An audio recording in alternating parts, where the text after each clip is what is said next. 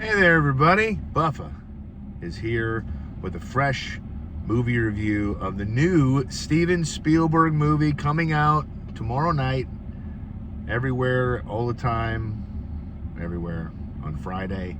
Disclosure Day is the name of the movie.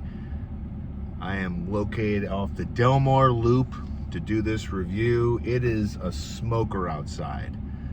If artificial intelligence aliens ever want to come down, hopefully they can just destroy or limit two things: humidity and mosquitoes. But really, the humidity first. Okay, up there, if you're watching up there, you want to come down, whatever you want to do, just please. But anytime Steven Spielberg makes a movie fan, a movie fanatic, or a film buffer has to take notice and not just wait for it to come to the theater or wait for it to come to streaming or to TV at home. You're gonna get out to a theater and watch a Spielberg film, especially when he's not doing some kind of West Side Story, dancing on cars. Fuck that.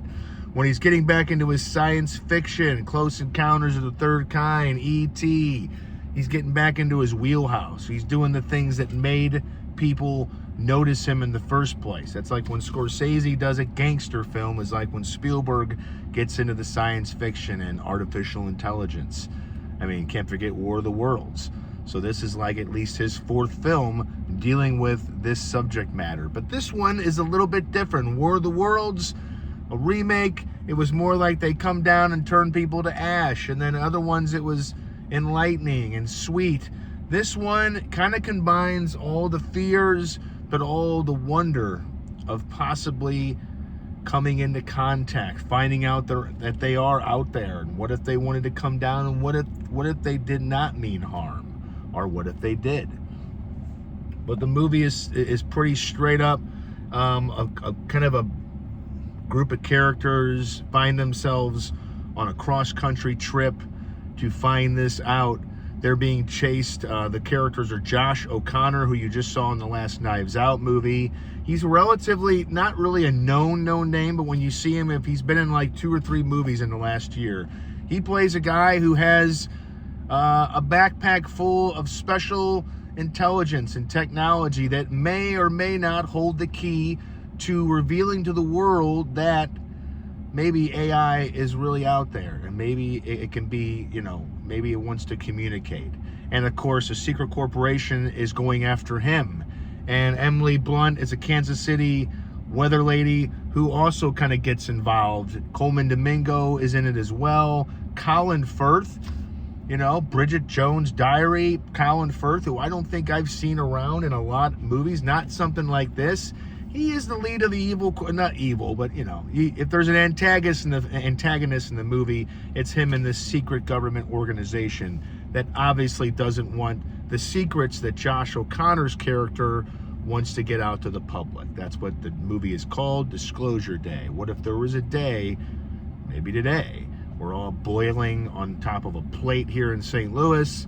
But that's the whole gist. Can this group of characters get this information to the right people in time before the secret corporation catches up to them? That's the whole gist. It's kind of an adventure film, and the review is pretty much goes like, and look, not going to spoil anything, but I will tell you that the trailer doesn't give you even half of it.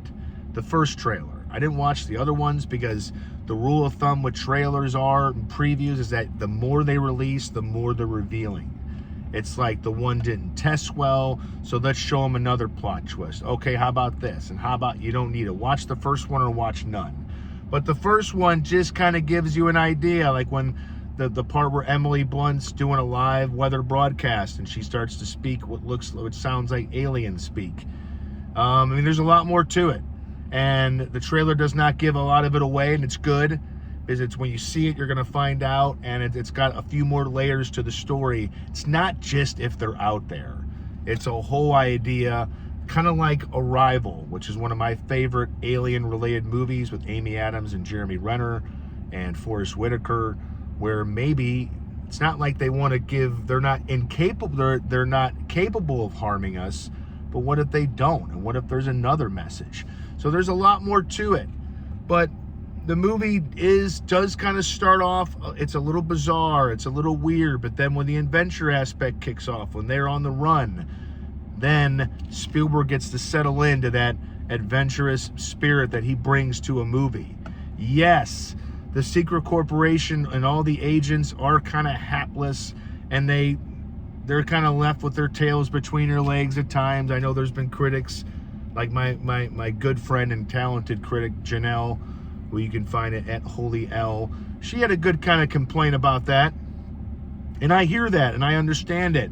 But I also didn't mind it. I think it comes down to, do you believe in the story at the heart of the film and the performances? Emily Blunt is phenomenal. If there's one piece of glue that holds this whole movie together, you need a good actress or actor to really sell this, and she sells the shit out of it. Josh O'Connor's good. Coleman Domingo he's like the Morgan Freeman of this new generation. I'd almost call Emily Blunt kind of like a Julia Roberts, Sandra Bullock hybrid, but she's kind of like her own thing. She's great. She can do so many things at once. She could be funny. She could be sad and dramatic and whimsical and kind of wacky. And, even when it comes to crushing a phone and trying to instruct your boyfriend, played by Wyatt Russell, who has kind of a small part in the movie, she's making a phone call. And, of course, you can track it. So she's like telling her boyfriend to run over the phone. He keeps missing it.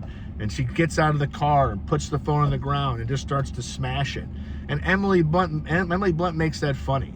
And so the movie does keep kind of a light atmosphere amid all the alien stuff. It kind of helps it. It never gets too heavy, but it does get emotional. And there are some personal twists. I've always thought that Steven Spielberg has just been spellbound and starstruck by the idea of aliens out there and their message and their intentions and all that.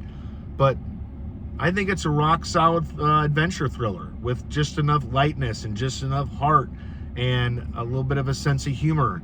It kind of knows how to kind of wink at itself, knowing that it's not taking itself too seriously. And, does it live up to the hype of what I wanted? Yeah, I really enjoyed it.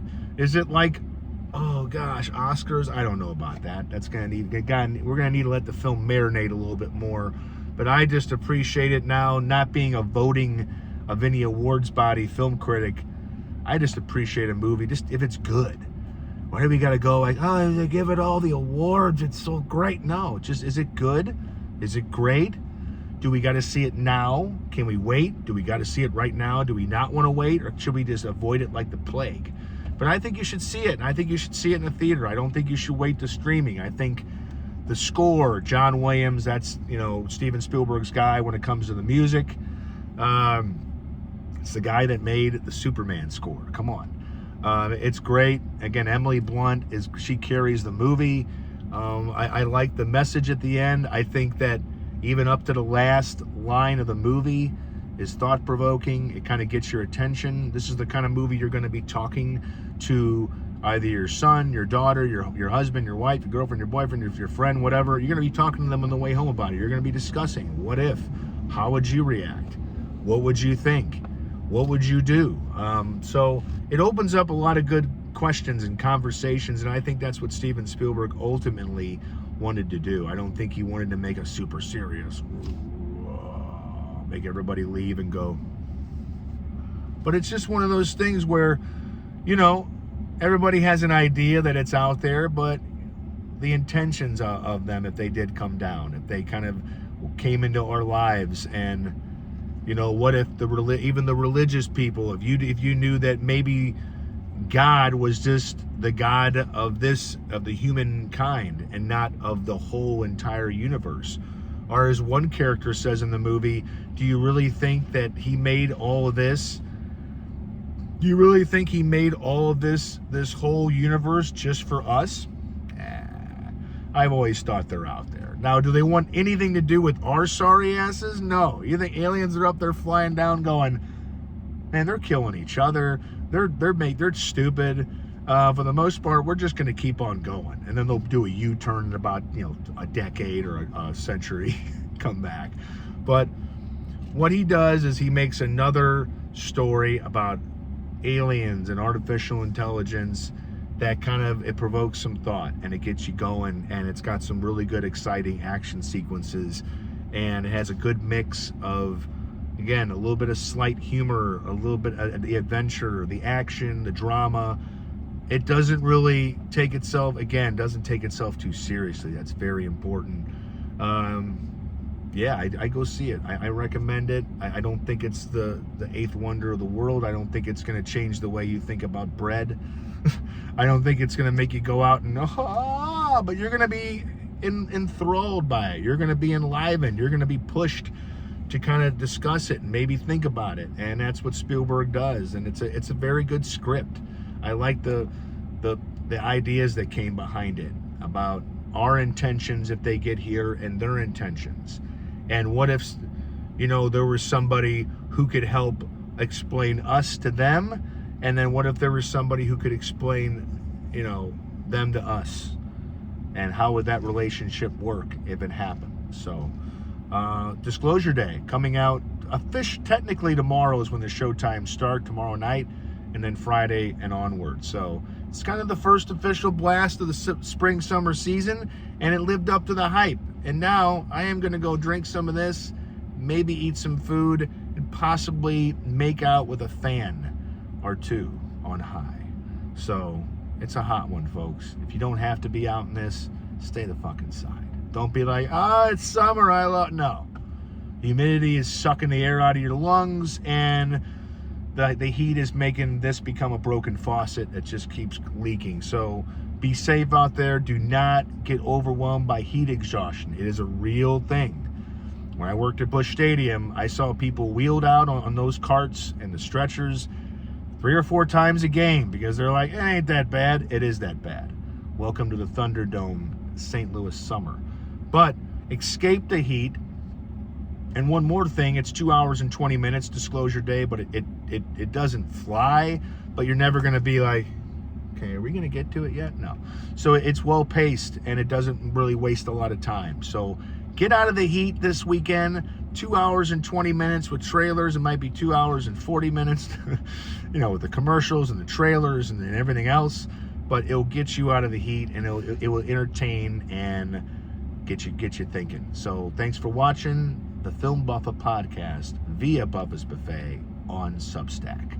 I'm Dan Buffa, and I am smoking hot, literally.